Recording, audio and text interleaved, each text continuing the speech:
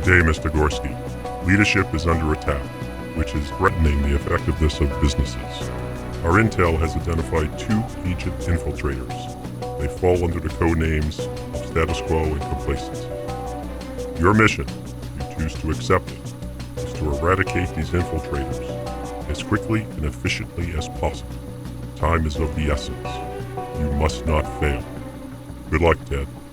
This message will self-destruct in 5 seconds.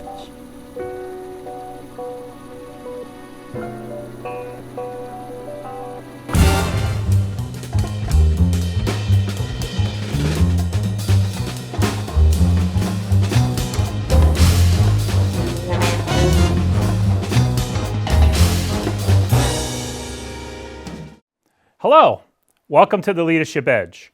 I am your host, Ted Gorski. The Leadership Edge is a show that deals with topics that are affecting leaders on a daily basis. On the show, what we do is provide you tips and techniques to help you with those challenges so that you can be more effective and efficient in what you do as a leader. Today's mission is courage.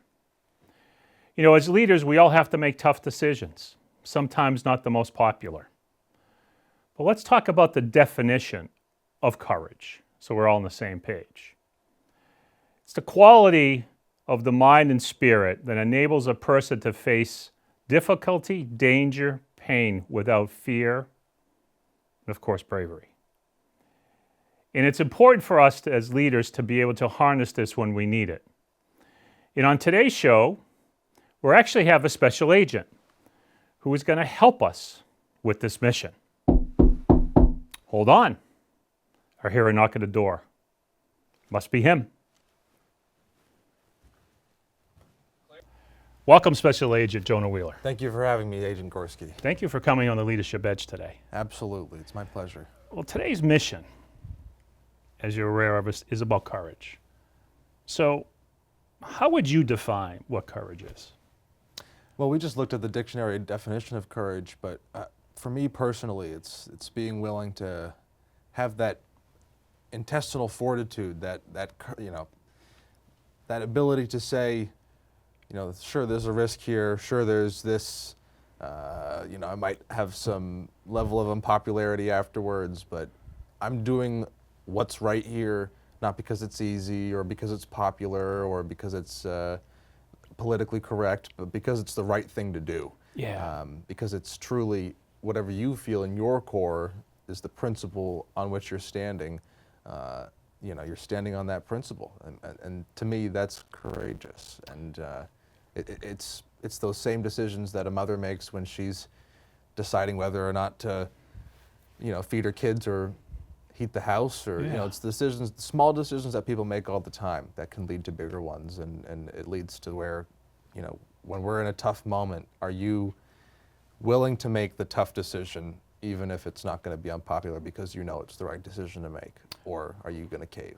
So let's get the viewership kind of on the same page here, so they can understand how you are the special agent in courage. In full disclosure, Jonah and I are state reps here in New Hampshire, and we are in different sides of the aisle. But I've noticed from watching Jonah in action, as well as other state reps, that Jonah has made some tough decisions, which really demonstrated courage. And he and I were talking before the show, and I said I was observing him, and that's kind of where I had the idea to talk about courage, because as a leadership coach, I work with a lot of young leaders who have challenges with courage. And I really wanted to have Jonah on the show because Jonah kind of fits the young leaders that I work with, so he can kind of share his knowledge and how he makes these decisions in tough times and tough decisions to live through courage. This is why I had Special Agent Jonah here today to discuss this. Yeah, it means a lot. So let's step back here for a second. Let's say that it doesn't matter whether it's a vote or you're making a decision in the office that you kind of sense is going to be a little bit unpopular. For yourself, do you have like a certain process that you put yourself through to prepare yourself? I was trying to think of that when looking at the questions that we were going to be discussing today, and honestly, when I think about it, I think there probably is some level of a process, but it's so different depending on the decision that it's not a set in stone process. But you definitely speak to, I'm a religious man, and you definitely speak to God, you definitely speak to whatever source is for you. Sure. And you trying to, for me, part of what's important about that is being able to bow your head to something that's more important to you than you. You're not the most important thing here on this plane of existence. And for me, finding that courage is through bowing my head to the ultimate mentor, which is Source. After that, it's you can lose friends. This is what happens when you make decisions with courage and stuff like that. And you can't blame people who have faltered in a lot of ways, because that's what happens. You lose friends, you lose money, you lose the ability to get a job.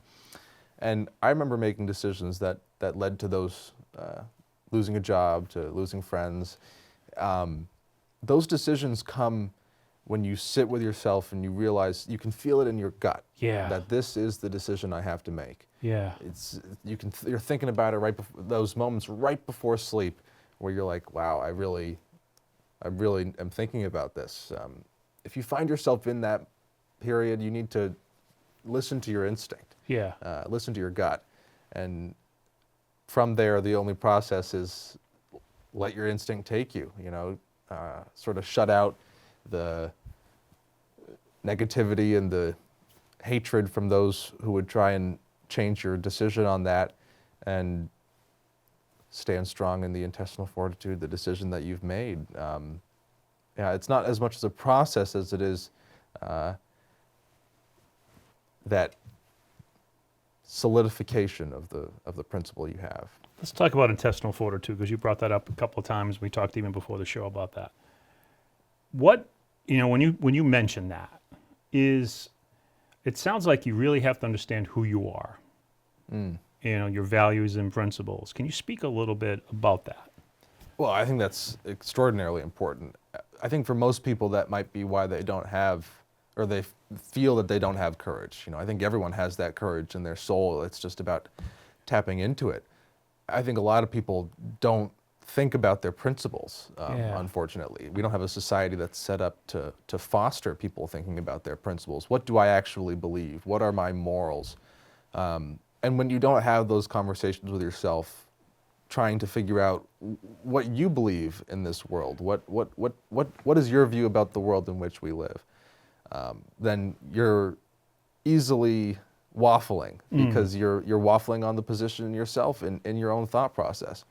If you have a pancaked thought process, not a waffle one, and you have one that's solid enough to hold your own thought process, then when you come to those decisions, I don't want to say it gets easier, but it's easier to listen to your instinct. Sure. Because you can hear it clearer through the gunk. The gunk is cleared off by actually finding out what you believe. The gunk is a technical thing. Yeah, right, exactly. The earwax. The earwax of trying to push through to get some courage in yourself. Once you push through that earwax, you can hear it very clearly. But it's about getting there. And I think if people sat with themselves, if people read from all different spectrums, you can't just say, I aesthetically like the liberals, and so I'm going to be a liberal and not going to think about it anymore. What the decisions you make at 16 to decide what you believe about the world can change. They can change in a year, they can change in 4 years. We should constantly be thinking about the information that we're given, and whether you're a conservative or a liberal, challenge your position. Sure. Like, get somebody on the other side, talk to them, have conversations like these about those tough issues, so you can figure out where you stand, truly. And once you know where you stand, it's pretty easy to stay strong in that stance. So it sounds like what you're saying here is having a solid understanding of self-awareness. Yeah. For our viewers here who are young leaders who are still struggling with that, how did you get more self-aware, or what tip could we give the viewers that might help them in that area? Oh, it's a good question. How did I get more self-aware? I don't know. I don't know. I'm not sure. I think I went through an interesting childhood. I think that might have to do a little bit with it. But I had an amazing mother. I had an amazing grandmother. I had an amazing aunt and community members that came together to make up a makeshift family that Yeah. that we still enjoy today. I think a lot of that has to do with them. The courage of people who came before me, of my grandfather, of my great grandmother, of my grandmother, of my mother, of my father. The courage of the people, my friends, who had tough moments in school, having to see them. I think if there's a tip that I could give somebody, it would be to find that courage in the people in which you live. You know, talk to your mother, talk to your grandmother. Like, listen to what they went through to get you to the position you're in right now. For most of us, even if we're living in a nice suburban house in Bedford or we're renting an apartment in Peterborough, it wasn't always that way for our family. You know, our family had to fight pretty hard to get us to where we are here right now in 2024. Society is in a lot of ways chaotic, in a lot of ways not comfortable, but also in many ways much more comfortable than it was for our grandmothers and for the people that came before us. I think if we listened to how they pushed through those tough moments that felt impossible, then we'll find the courage in ourselves. I guess that's the only tip I have, is you got to listen to your elders, listen to the people that have that courage, that are willing to give you a little piece of that. Yeah, listening is probably another show we can do. Well, yeah, listening is it's a big a lost skill. art. It's a lost art. Serious lost art. But let's shift gears a bit. I mean, we've been talking here a little bit about, okay, you kind of yourself, because it sounds like in order to display courage, you first got to be self-aware, know yourself, know your values and your principles. But now, let's say you have to make that decision. Could be the young leaders who are watching the show who realize, okay, I'm going to have to make a decision in the office that may not be popular. What tips can you give for yourself, when you're kind of like saying, okay, I'm going to be making this decision, and I know it's not going to be popular? Is there anything you go through there to prepare yourself for the potential blowback, or, people who might say, I disagree with this, and come out strong? Is there anything you do to kind of just mentally prepare yourself for that? Well, as soon as I make that decision, I run away and I hide, so I don't have to deal with it. No, I'm just kidding. As soon as you have to be comfortable with the decision that you're making. Yes. I think that's the biggest tip. Is there cannot be an iota of doubt in your soul about it. There's going to be doubt, very, very deep down, but you have to you cannot hold that doubt in the moment in which you're making that decision. You have to be 100% comfortable in it, because you're making the decision not for that immediate moment after, when people get upset and they get all emotional, but you're making the decision for 10 years down the line. Yeah, long term. For 20 years down the line, when you're thinking about it 10 years from now. That's a big reason why I was able to make any courageous decision that I'm able to make, is because I can think about it. Okay, well, how am I going to view this from 10 years from now? And you don't really know what 10 years from now is going to look like, but you can think, well, me 10 years from now, how am I going to view this decision? You can kind of theorize that. And if you're comfortable in that, if you think, it doesn't matter what these people say right now, because 10 years from now, it's still going to be the same. I'm going to make the same decision I would have made 10 years ago. Then it's a little bit easier to brave that firestorm that comes after you, after making a tough decision, whether it's in the office or in school or at home the legislature or at home. Yeah. It's tough decisions are tough, and they're never necessarily popular. But they're the right decisions, and if they're the right decisions for the community or for your home or for yourself long term, then you've got fire resistance. You can push it through. So it's almost. I used to tell leaders when I was back in corporate, who managers reported to me, I called it the mirror test. That. Yeah. One of the things that you should wrestle with, and maybe some of the viewers here who do this, is sometimes you have to make a decision on whether or not you might have to fire somebody. And one of the things I always used to tell my leaders is that if you can look at yourself in the mirror and say, I've done everything I possibly can to try to help this person, then you've done everything you can, and that's the decision you have to make. Because you have to live with yourself when you make that decision.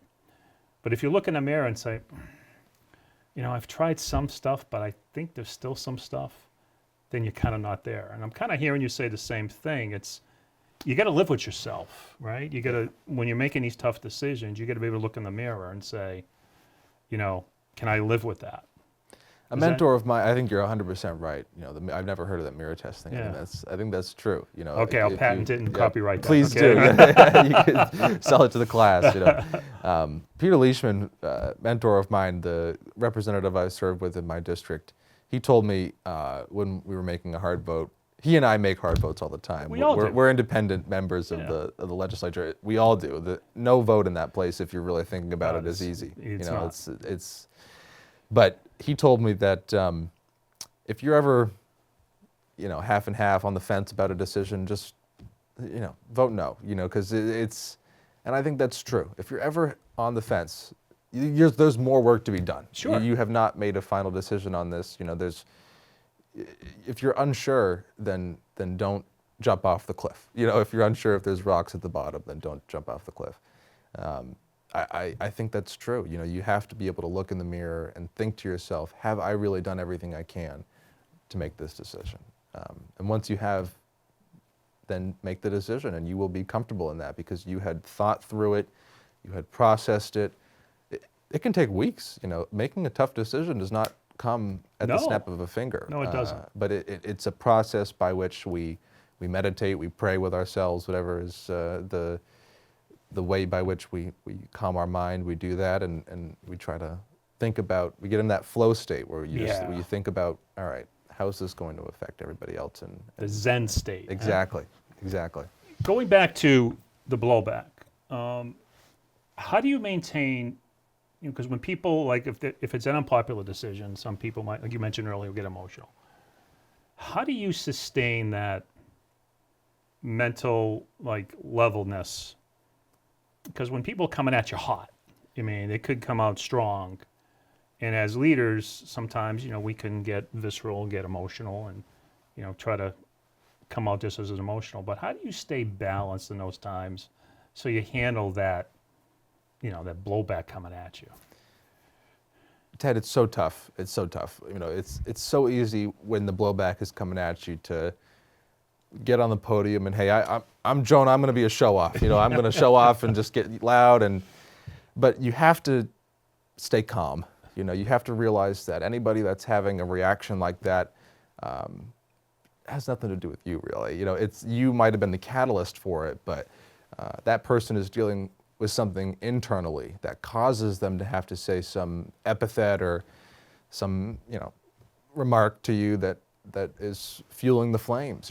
That person is dealing with something internally. Either they're thinking about the decision and they were upset that they didn't make that decision, or they're thinking about the fact that they, for whatever reason, people, it's projection. It is. It's projection. It is. And people, when you really view it like that, when you're able to take a rude comment or someone saying something to you, I have no respect for you, or whatever it is, you're able to look at that person with respect, with love and compassion, feel compassion for this person who clearly might not have respect for themselves. Do you really not have respect for me, or do you even know me, or are you just going around saying that because you're, for lack of a better word, triggered by somebody making a courageous decision when you yourself wasn't able to make that decision. I think that's you have to remember that it's not, has nothing to do with you. Yeah. It has everything to do with them. Your decision was yours, and whether it's home life or, like we say, it has nothing to do with anyone else. Make the decision for you and the people that you're making the decision for, and let the heat come, because if it's long-term going to be the right thing, then they will see that as well. It's almost, when we start thinking about it, the key thing here is staying balanced in your approach. Yeah. And being able to realize that when someone kind of has that visceral response, as long as you stay kind of in a balanced state and let that kind of blow off to the side. You know, it really, as I used to tell my managers and tell leaders, the person who maintains their emotions controls the situation. And when you get visceral, that's when things get out of hand and it doesn't really help. And it sounds like that's what you're saying here. I think you're right, absolutely, you know. Now, you've mentioned gut many times here, intuition. How important is that in being courageous? Oh, I think it's very important. Very important, you know. It's one of the most important parts. If you don't, it's like we were talking about at the beginning, if you don't know yourself, you know, if you can't listen to your own subconscious, your own gut, how are you supposed to know which decision to make, which decision is the right one?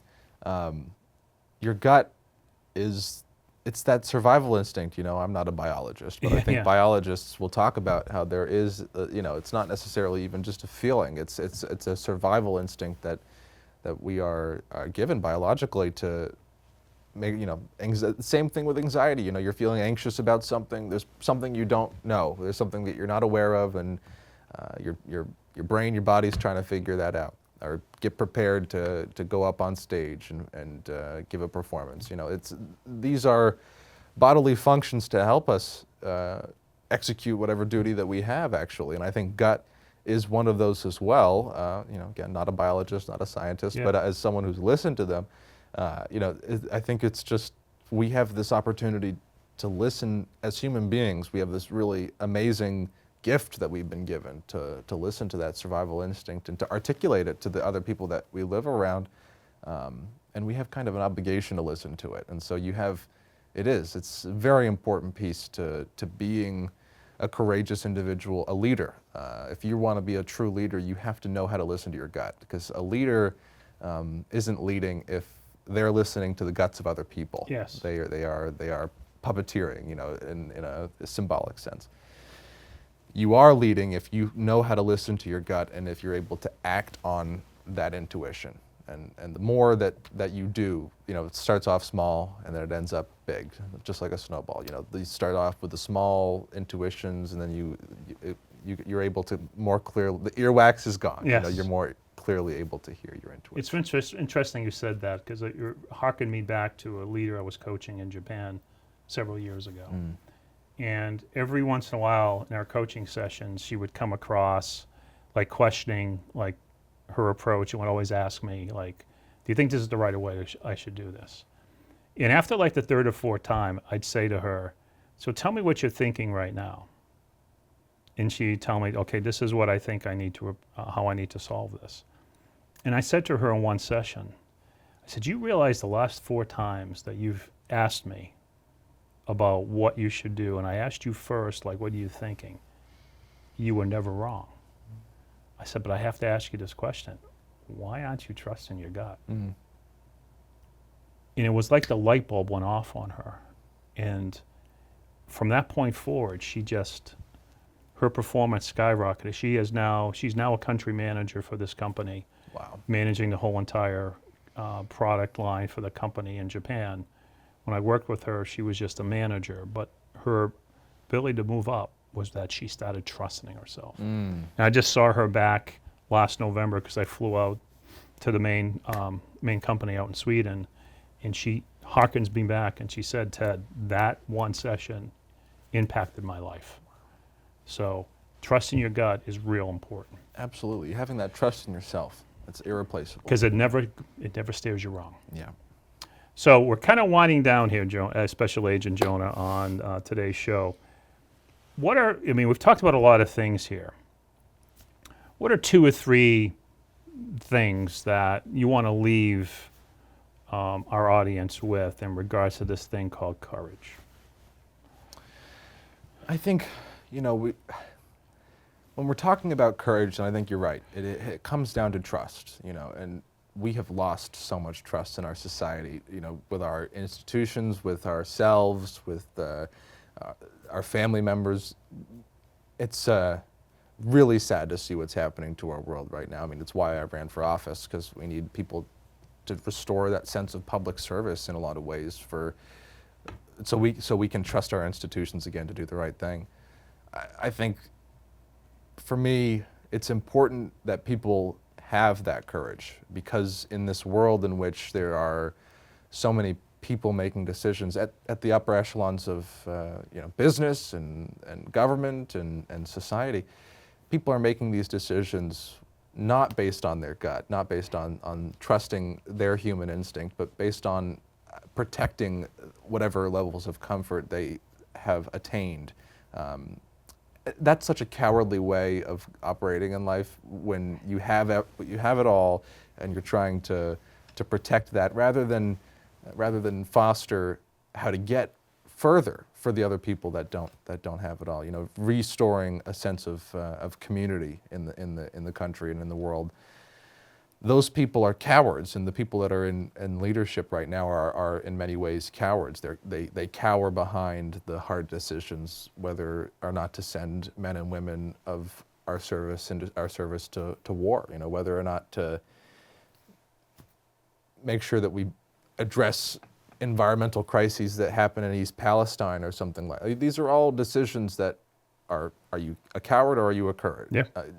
Are you a lion or are you a gazelle? You know, Yeah. do you have the ability to look at people who, it's not going to be popular going after big companies that allow their trains to derail in these communities, but it needs to be done, because people in those communities need to be protected. The same for if you're in business and there's an employee that's causing trouble, but happens to have a lot of clout in the office, but he's causing trouble. He's putting the production line at risk and the ability for the company to move forward. You have to make a hard decision as an employer, as a manager, to say, look, everybody likes this person. I'm going to be unpopular if they leave, but they are hurting the bottom line of the company. They're hurting the bottom line of our ability to get the product out, and we need, everybody can hang out with them after work, but we need to keep the culture of work around work. Those are tough decisions, but they need to be made for the sanctity of the company. I think if there's one lesson that people should leave with, one mission people should leave with, is, you know, in life, you got to trust yourself. You got to have that courage. The one mission that we should have is to be courageous. You know, put plain and simple. You know, people are so cowardly these days. Just the 1, 2, 3 of us out there making courageous decisions. And I've seen this in making my own courageous decisions in my life in politics and in living as a service industry, as a working class person. When you make those decisions, people follow. Because most people are thinking about it. It's the same thing as when you're in school, you know. Ask the question, raise the hand, because if you've got that question, chances are somebody else has the question as well. And I think the same is true for courage. If you're questioning whether or not to make this decision, chances are somebody else is as well. And it's going to take you as that person to break the mold and say, oh, I'm going to make this decision, so that it gives permission to those other people to make that decision. So the only lesson I have is use the lessons learned in this 28-minute show to be courageous. You know, don't be a show-off, be a workhorse, and you know, make those right decisions. Special Agent Wheeler, Jonah Wheeler, it was a pleasure having you on the show today. Special Agent Gorski, thank you for having me. Well, today's mission, as we talked about, was courage. And the mission we're going to leave you with today, as Jonah has mentioned, is be more self-aware. Trust your instincts, trust your gut, because your gut will never steer you wrong. If there's anything that we can do to help you with your leadership needs, please reach out to us at www.getyouredge.com. We love to see what we can do to kind of help you with your leadership needs. So again, I want to thank you for joining us for today's show. Look forward to seeing you in the next show and your next mission at the Leadership Edge.